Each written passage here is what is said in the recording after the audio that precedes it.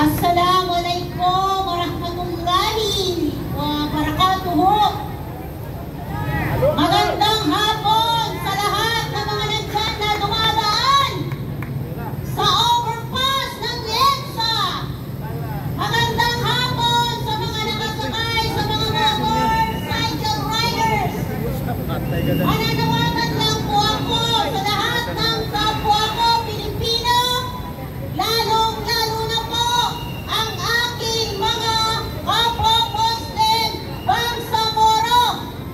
Tayo po ay lumabas sa ating mga lungga. Tayo po ay lumabas sa ating mga binabantayan ng mga pwesto. Dahil po ang laban na ito ay hindi po laban ng nagsasalita na babae na magmula sa Lanao del Sur.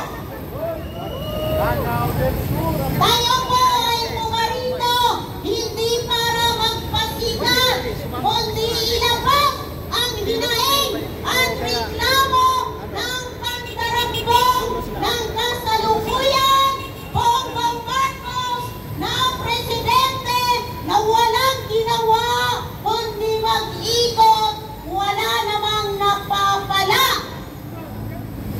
Bagkos nag-iikot lamang para lang may masabi na meron po siyang ginagawa puno sa kanyang kinasasakupan sa ating bayang Pilipinas.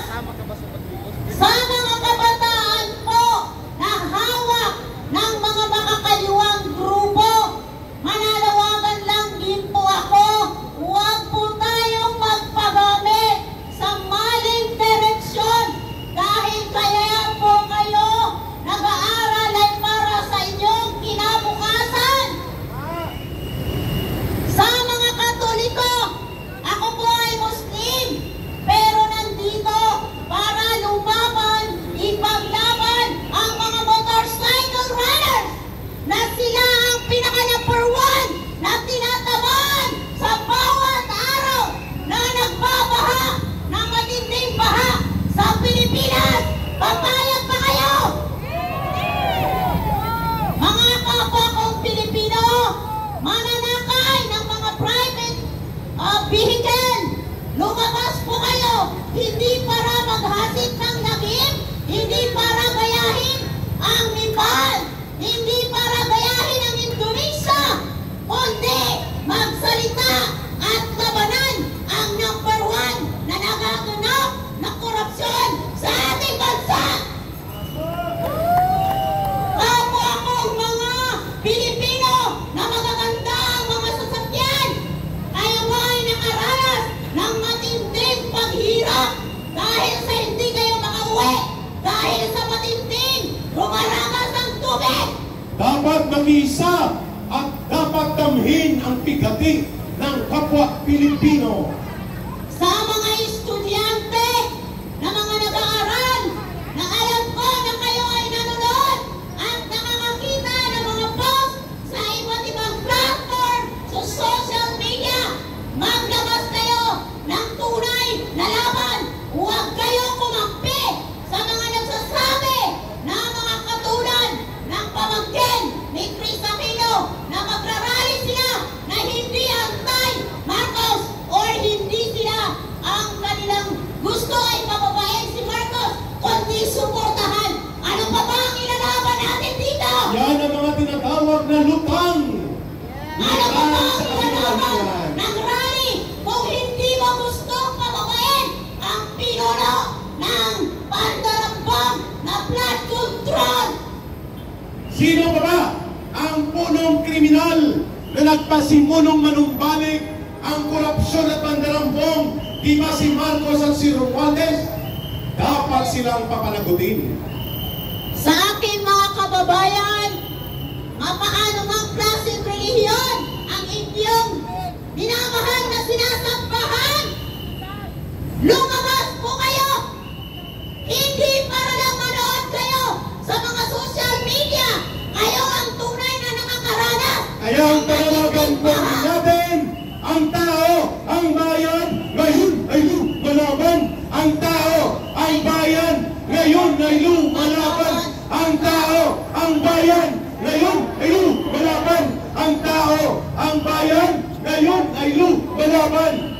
Yes, go ahead, Ma'am Syra.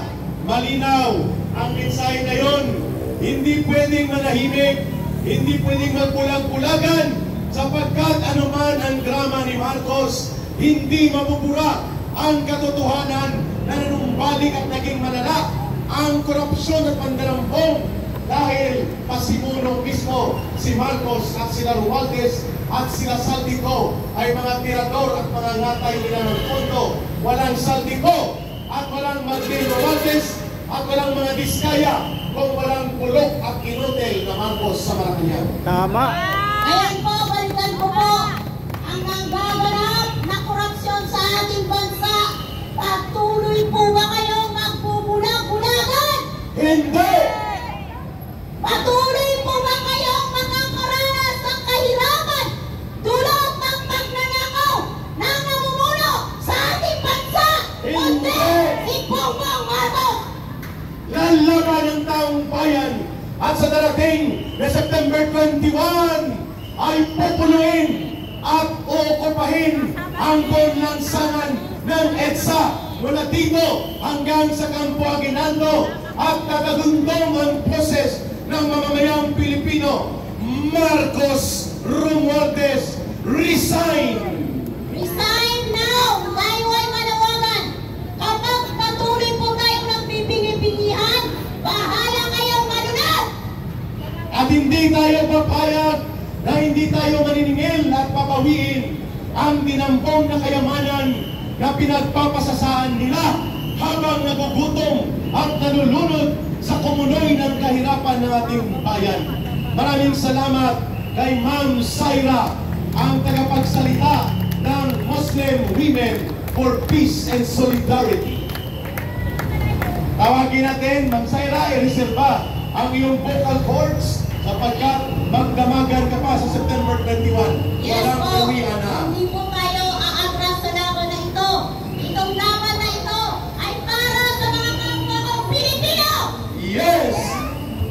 Sayaw ka muna, sayaw. Music man, ano? Maraming salamat po kung sino man ang gusto magsalita. Huwag po tayong mahiya, huwag po tayong matakot. Ito ay laban ng ating mamamayang Pilipino. Pinabukasan ng ating pamilya, lalo na ang darating ng mga henerasyon. Ayun, si Tatay, pakinggan natin. Kung mayroong boses ng kababaihan, mayroon din boses ng mga tatay na nagmamahal hindi lamang ng pamilya nila. O may music mo na si Music Ben Ranke.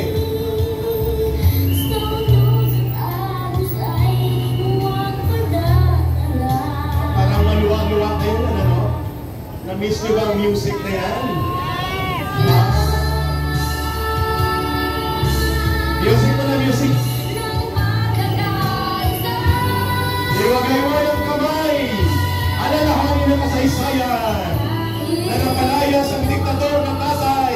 Susunod ang inutil at bulok na anak. Tumutugtog ko dito ang musika ng EDSA 1. Yun.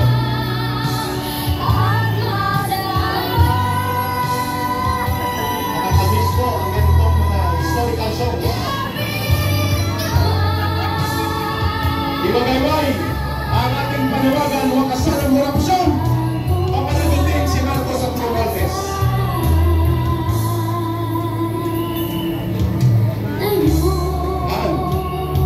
Yan po ang musikang nagbibigay alaala ng pinalayas ng mga mayang Pilipino ang pasistang diktadura ni Marcos Sr. At hindi manayong mangyayari nito at magaganap ang muling pagkabagsak ng pangalawang Marcos.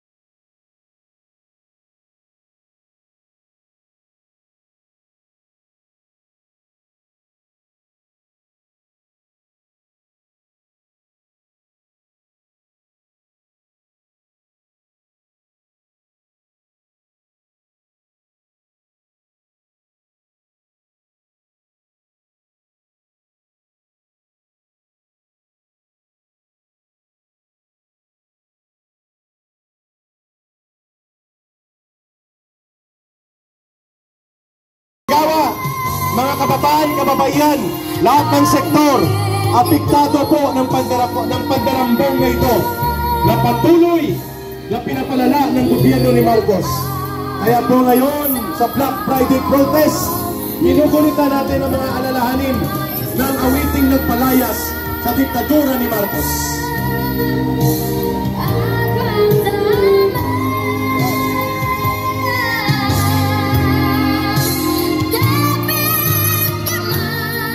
Kapit kamay ha, pero si Marcos kapit tuko. Sa bagong pag-asa, magkaisa. Okay na, Yusik Ben. Okay, maraming salamat at muling nabuhay